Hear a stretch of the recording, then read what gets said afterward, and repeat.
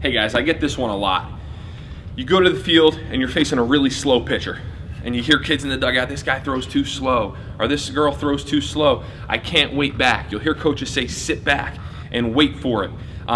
Kids struggle, they'll be way out in front, they'll hit rollovers. The biggest key when we're hitting different velocities is making sure that our rhythm and our load is always the same, okay? Just because a person throws slow doesn't mean we have to get loaded and sit back and wait and stop, okay?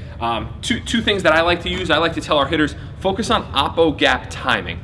And all that means is if I'm facing a pitcher that throws slow, or a lot of times I used to do it if we were facing a lefty and they kind of had arm side run and that ball was diving down and away from us.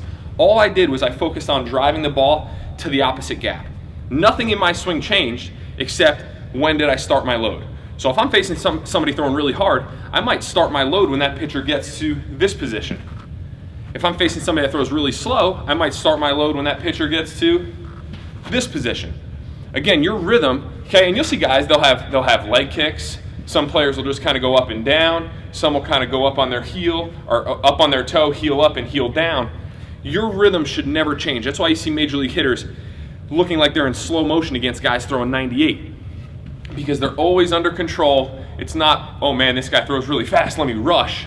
It's, I'm just gonna start my load a little bit earlier. So when they're on deck, when they're in the hole, we talk about timing up the pitcher and kind of getting in rhythm with them, because every pitcher is gonna have a different delivery, everybody's gonna have a different velocity. So what we're gonna do is we're gonna time them up and make sure that our load, if my load is 1, 2, and I'm firing on 3, it's that same tempo regardless of the velocity. It's just when do you start it. So 2 things, focus on when you're starting, and number 2, think about oppo gap timing. We're not trying to inside out it, we're not trying to push it the other way, we're just timing up that slow pitcher so that I'm thinking opposite gap, and it'll allow me to stay back a little bit more, and it'll keep me from kind of jumping out at the pitcher and hitting those rollovers.